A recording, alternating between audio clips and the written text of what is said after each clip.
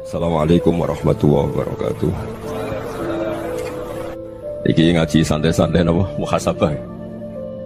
Muhasabah itu kalau Kiai Jawa maknani itu ngoreksi diri sendiri. Jadi menghitung diri sendiri.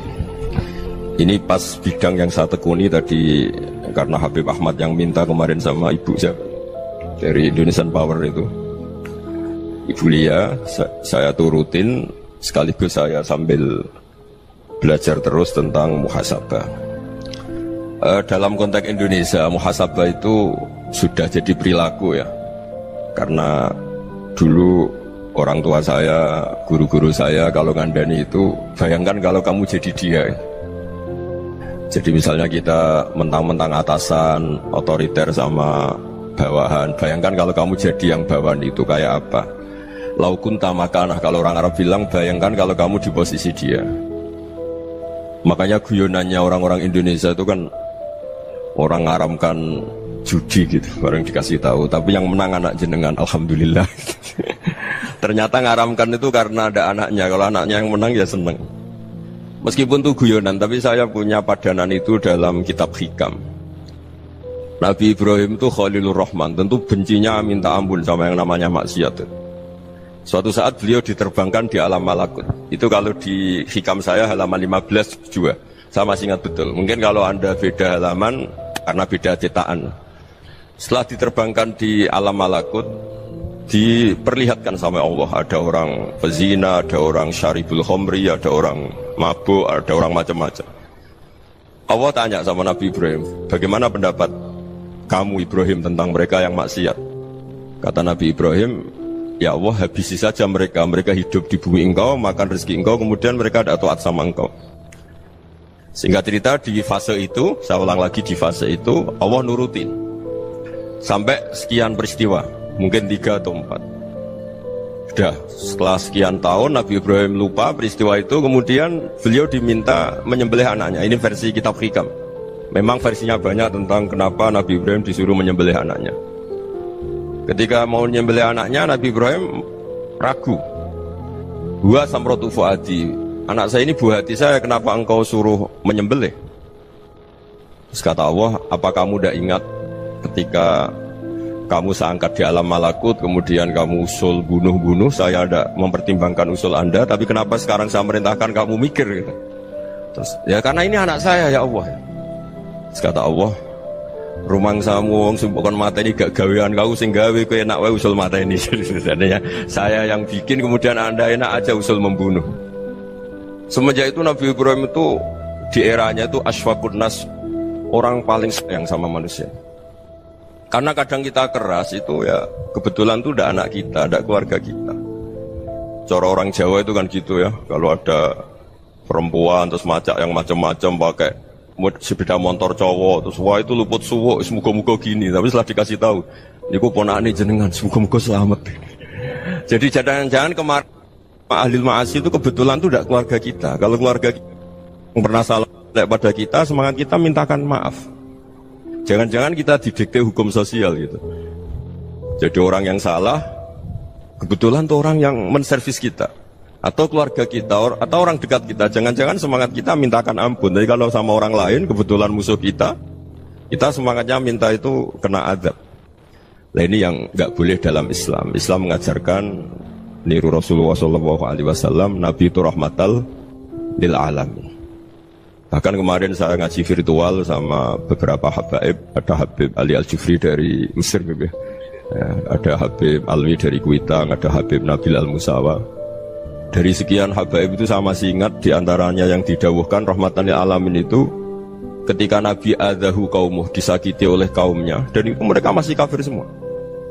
Itu mereka dapat doanya Nabi, Allah mahdi qaumi fa innahum la ya'lamun. Kayak apa baiknya Nabi, orang yang menyakiti, yang melukai, ya, tapi Nabi masih berdoa, Allah mahdi qaumi fa innahum la ya'lamun.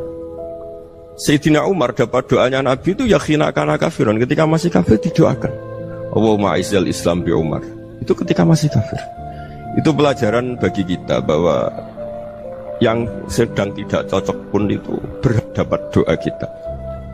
Ya doa supaya kondisi kita baik, hari tambah baik. Karena agama ini Saya berkali-kali bilang limangkan yarjuwa wal yaumal akhir. Agama ini diperuntukkan bagi yang selalu punya harapan pada Allah Subhanahu wa taala.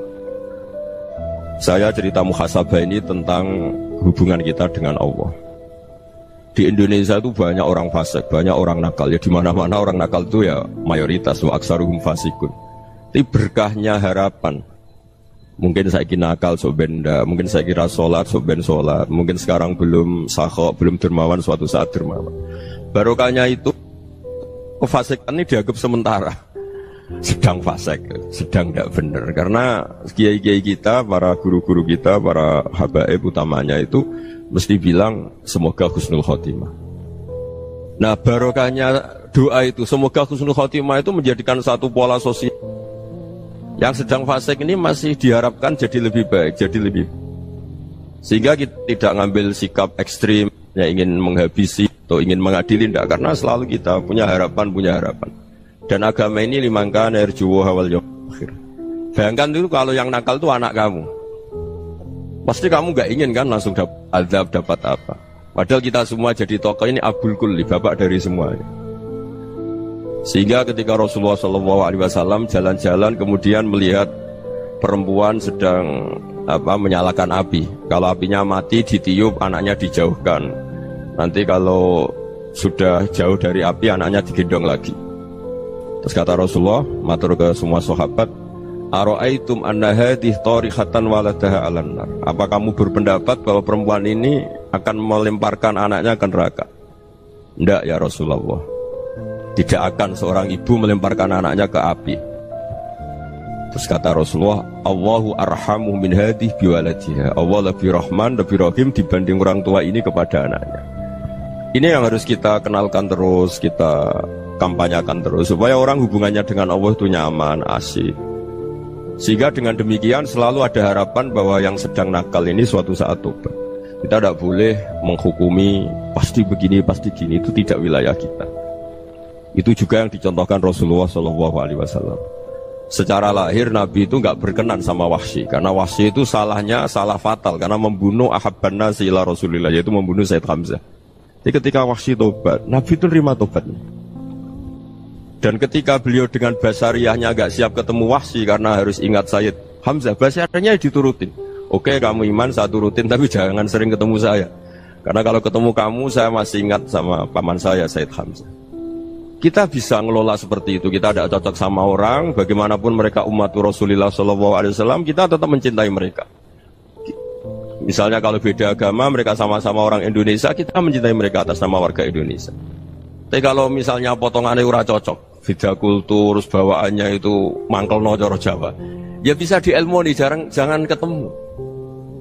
Wong sudah tidak cocok, ingin ketemu nyari solusi. Roh ini tok seneng itu kan ya repot itu. Ya sudah kalau nggak pati cocok ya jangan sering ketemu.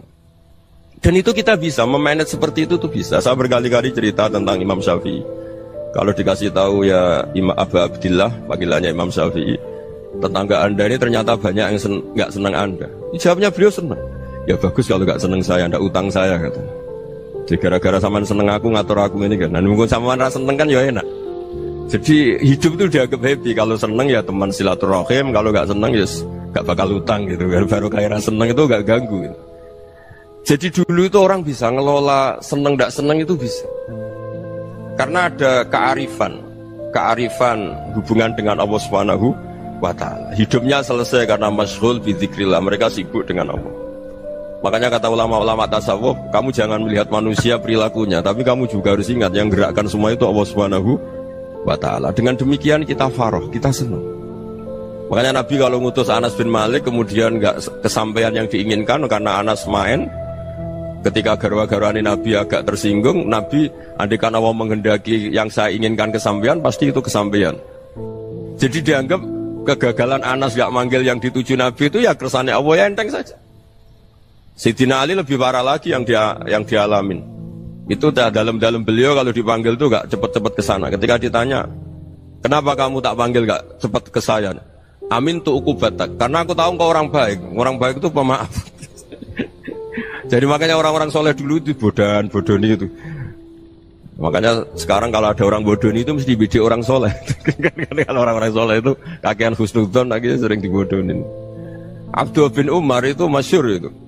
Kalau ada budaknya sering sholat, sergap sholat itu dimerdekakan. Akhirnya nggak sholat pun pura-pura sholat. Akhirnya juga dimerdekakan. Ketika ditanya, kenapa engkau merdekakan? Padahal mereka sholatnya menipu engkau, kata pembisik-pembisik itu. Man khoda'ana lillah in khoda'na lah. Dia nipu atas nama Allah, berarti saat tertipu juga atas nama Allah. Gak masalah dong, semuanya demi Allah Subhanahu wa ta'ala. Jadi ketika kita ketemu mensifati Allah Ta'ala itu ghafir, Allah pemaaf. Jangan kamu gak fair untuk diri kamu nyifati Allah ghafir, pada orang lain Allah kamu sifati syadidul iqab. Jadi Allah kamu atur, kayak MC tadi ngatur saya. Jadi Allah itu apa? Kalau pada saya ghafir, kalau pada musuh saya syadidul iqab. Itu tidak fair. Kalau Anda punya harapan kepada Allah karena Allah Rahman Rahim, Allah ghafir, sebenarnya Allah pada musuh kita ya bisa saja Allah ghafir, bisa saja Allah Rahman Rahim. Sehingga kita melihat orang lain yang kita tidak cocok itu ya enteng saja. Itu min ummati Rasulillah sing tanaluhu syafa'atu, tanaluhu sa'atu rahmati, tanaluhu fair. Jangan dengan kita kayak mesti dapat rahmat. Jangan orang lain kayak Allah pasti syadidul iqab. Itu tidak boleh. Sehingga ketika ada orang Badui, singkat cerita orang Badui ini kencing di masjid, semua sahabat membentak dia. Yang nggak bentak hanya Nabi dok. Saking mangkalnya orang ini karena semua sahabat bentak kecuali Nabi. Setelah dibenari Nabi, terus Nabi nyuruh sobu ali dhanuban min ma'in. Setelah disucikan masjid itu, dia berdoa keras sekali. Allahumma arhamni wa Muhammadan wa la tarham ma'ana ahadan. Ya Allah, yang berhak dapat rahmatmu hanya saya dan Nabi Muhammad, yang lainnya jangan gitu. Karena yang lainnya itu jengkelin, gitu aja saya salah dimarah-marahin gitu. Jadi kalau kamu doa terbatas ya kayak orang Bedui ini, kayak orang Arabi. Apa kata Nabi? Laqad tahajjarta wasi'an. Allah yang rahmatnya luas menjadi kamu sempitkan. Karena kamu mau atur Allah hanya Rahman pada Indonesian Power, pada NU, pada kita, yang orang lain gak perlu dapat. Itu kan kasihan Islam, karena Islam terus gak dimiliki semua orang. Allah tidak dimiliki semua orang, Rasulullah tidak dimiliki semua orang, karena di NU, di ormas tertentu, di nggak boleh seperti itu. Nggak boleh takhasyar tawasian, kata Nabi, tidak boleh mempersempit zat yang rahmatnya itu luas. Ini semoga etika ini kita pakai di Indonesia. Yang sedang fase kita harapkan lebih baik. Yang sedang nggak dapat hidayah kita doakan dapat apa? Hidayah. Masyhur kan, makanya tadi saya mohon sama Habib Ali supaya Habib Ahmad supaya tetap mahalul qiyam, tabaruk sama Habib Ali. Di antara doa-doa di Simtud Duror masyhur itu antuqa bilal mudhriba minnah bil ghufran wal musi'ah bil ihsan. Jadi harapannya para habaib, para orang-orang baik dulu ya, semoga yang dosa itu dimaafkan, yang sedang salah dibuka, bikin lebih baik. Nabi itu tugasnya juga gitu. Wastaghfir li dzambika walil mu'minina wal mu'minat. Nabi itu tugasnya juga memintakan ampun yang sedang salah. Nah ini cobalah jadi etika kita, muhasabah kita. Jadi muhasabah itu cara berpikir kita set, kita pikir ulang. Ternyata semangatnya seorang Nabi itu wastaghfir li dzambika walil mu'minun. Semangatnya itu memintakan ampun. Orang ahli tafsir tahu semua kalau Nabi itu tidak mungkin dosa. Jadi itu khitabun Nabi wa urida bihi ummatu, itu khitab Nabi, tapi yang dimaksud itu umatnya, karena Nabi tidak akan mengalami dzambun, tidak akan mengalami dosa. Sekarang enggak, kadang-kadang kita ini kalau orang lain salah itu semangat.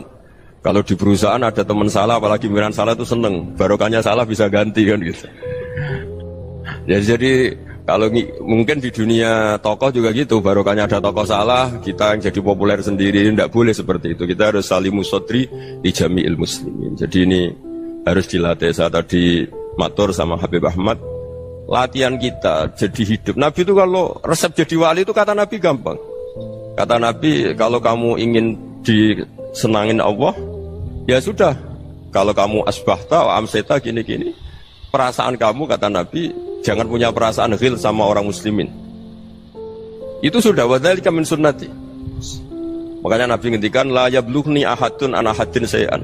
Ada yang baca la yuballighni ahadun an ahadin syai'an. Seseorang jangan melaporkan ke saya tentang salahnya yang lain. Fa inni akhruju ilaikum wa ana salimus sadri. Karena saya ingin ketemu sampean semua dalam keadaan salimus sadri, tidak punya perasaan apa-apa. Karena kalau nurutin pembisik, nurutin informasi itu ya repot, karena orang pasti sepihak. Ada kiai yang top datang ke kampung-kampung ning desa-desa, kata yang seneng itu punya akhlak. Wah itu bagus orang besar datang ke kampung-kampung. Kata yang nggak seneng, Oh itu jobnya Kiai kecil kok diambil, itu kan ya kasihan itu kan sudut pandang.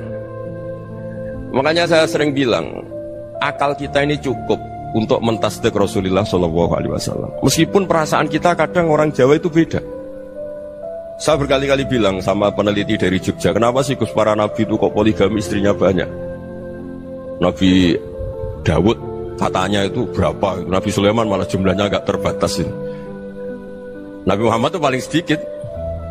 Saya tanya gini, perempuan itu orang lemah, jadi kalau nolong orang satu gimana baik, kalau nolong orang dua ya lebih baik, ya sudah kira-kira seperti itu.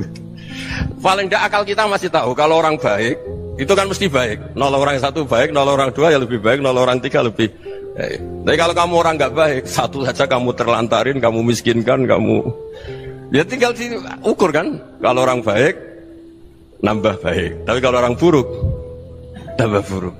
Nah itu akal kita bisa menganalisis kenapa sih nikah itu ada yang poligami, ada yang enggak. Sudah ukur saja diri kamu. Misalnya kayak saya elek keriting, rabi terus, memperbanyak wong elek, orang perilaku tok raine dadi elek kabeh gitu. Tapi nak kowe ku ganteng, alim, ganteng, sugih, anake ganteng-ganteng, berhubung kowe saleh ahli swarga kabeh, mertua yo bangga karena karir kamu meyakinkan. Ini mertua kamu aja gak bangga mau nambah. Ipar gak bangga, mertua gak bangga, desa kamu yang kamu wayai juga gak beda dengan Nabi ketika nikah Juwairiyah itu gak ada pernikahan sebarokah Nabi dengan Juwairiyah itu Azharu Rasulillah. Di situ habis perang banyak tawanan, gara-gara jadi besanya Nabi langsung dibebaskan semua karena Azharu Rasulillah. Sekarang besanya Kanjeng Nabi. Dulu Abu Sufyan memangkalnya bukan main sama Nabi, gara-gara putrinya dinikah terus langsung jadi. Kalau kamu kan enggak, nikah satu, nikah lagi, satu kampung musuh kamu karena istri pertama ya cemburu, yang kedua agak bangga. Oh itu selesai itu di dunia wal akhirah. Maksud saya nganalisis Islam itu harus pakai akal. Dan akal yang dipakai, ini saya bawa ke kitab Ihya, adalah pikiran-pikiran para ulama. Makanya ketika Imam Ghazali ketika ditanya fakaifa bi muslimin fasikin aswaha fi jami'i amri, kalau kalian ketemu orang fasik, orang Islam tapi fasik, perilakunya nggak ada yang benar. Kata Imam Ghazali jawabnya lucu, aneh. Ma min muslimin illa wa islamuhu ta'ah. Tidak ada orang Islam kecuali dia mau Islam, membenarkan Allah dan Rasul itu sudah taatnya dia. Kok kamu tidak bisa melihat taatnya dia?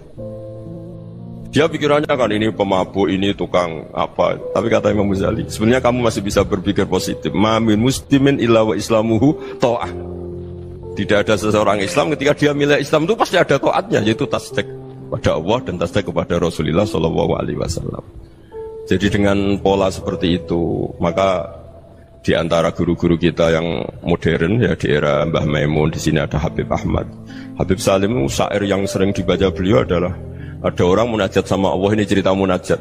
Itu orang itu ngendikan gini, ana muznibun, ana mukhtiun, ana asi, huwa rahimun, huwa ghafirun, huwa afi. Ya Allah, saya mukhti, saya orang yang salah. Ana muslim, saya orang yang dosa. Ana asin, saya sering maksiat. Tapi engkau ya Allah, engkau ghafir, pemaaf. Engkau rahim, maha pengasih. Engkau afin, yang mudah memaafkan.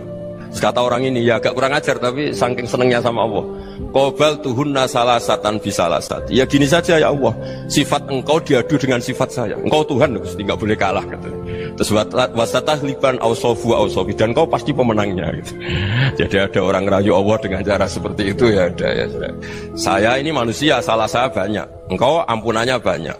Engkau Tuhan, Gusti, nggak boleh ampunan Anda, ampunan engkau kalah dengan salah saya.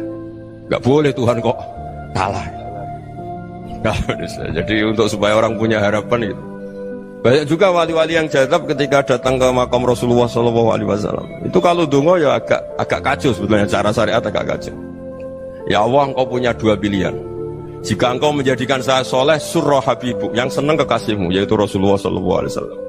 Tapi jika engkau menjadikan saya fasik, surah adubuk, yang senang itu setan. Monggo jenengan mau menyenangkan kekasih jenengan, mau menyenangkan musuh jenengan, monggo jenengan bebas kok memilih. Mestinya Allah ya senang menyenangkan kekasihnya. Jadi ya, intinya Allah dipaksa untuk menjadikan dia orang soleh gitu.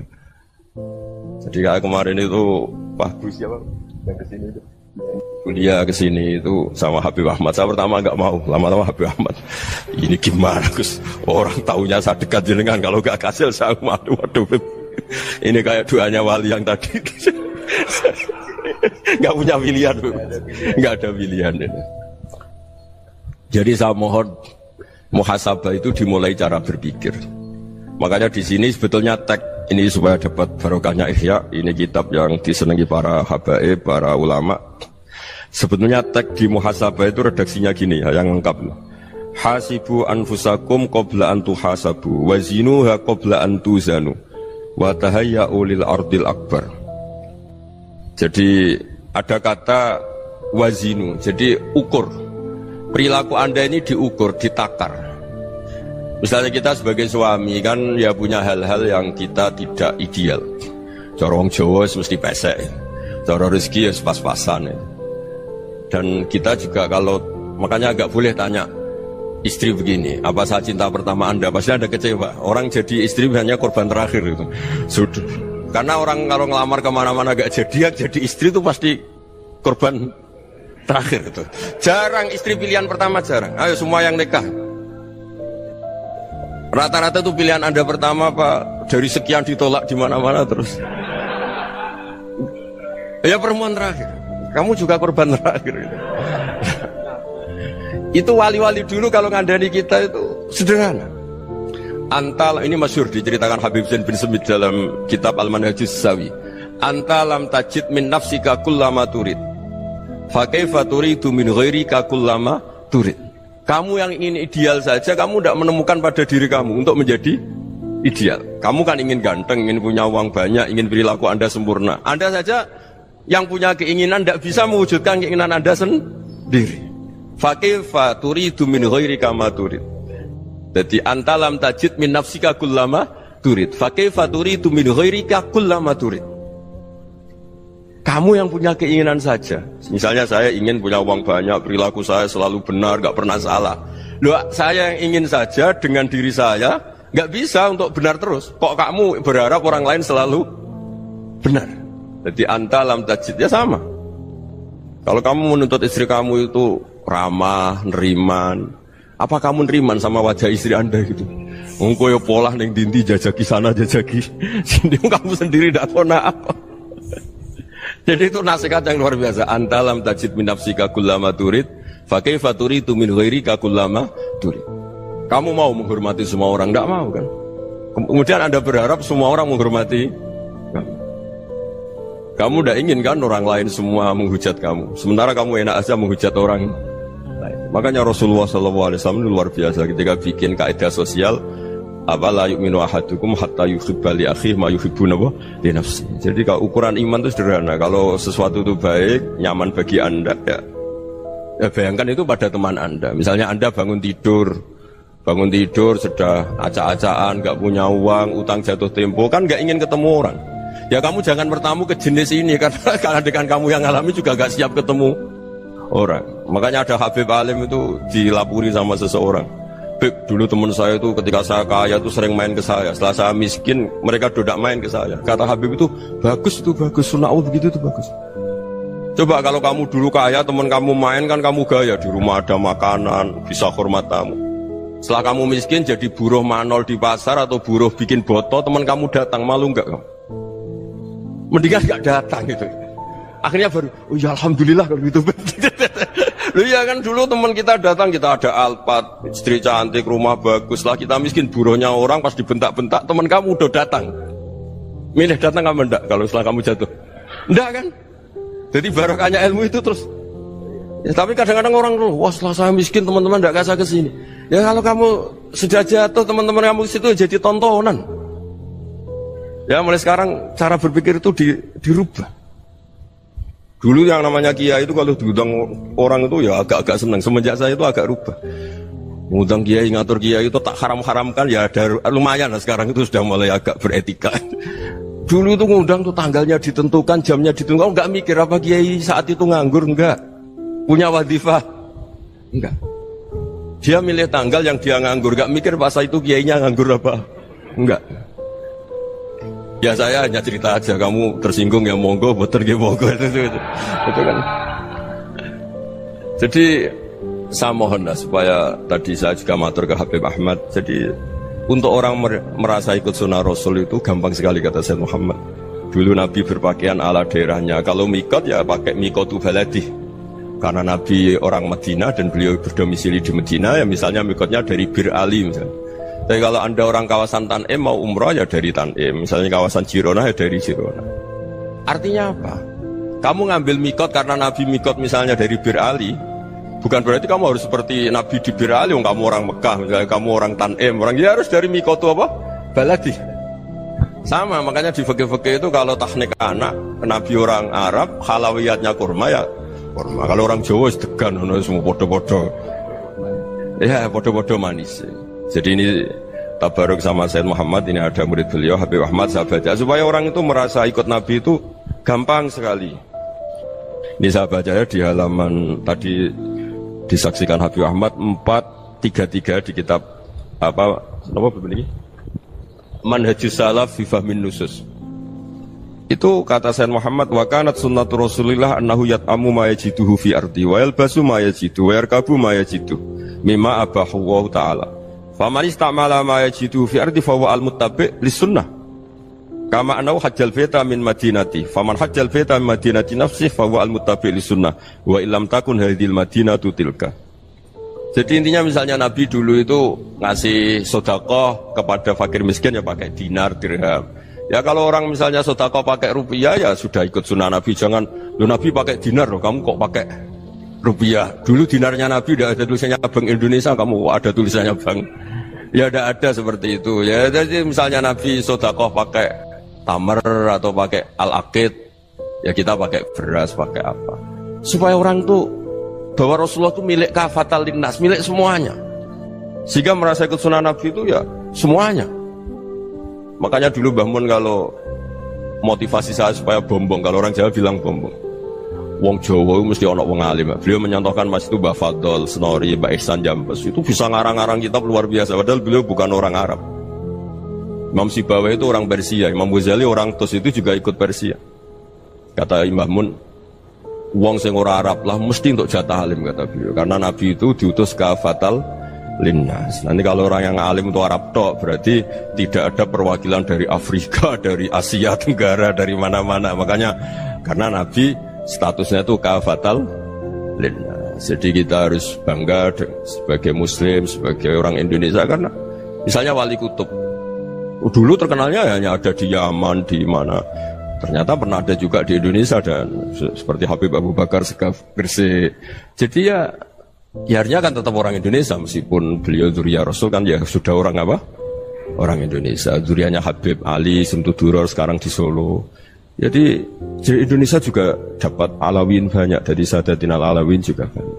Jadi saya mohon barokahnya ngaji seperti ini. Melihat orang lain tuh gampang, bayangkan tuh kalau anak kamu. Makanya Nabi, nanti kalau nggak percaya lihat di Hikam nomor 15 di kitab saya itu.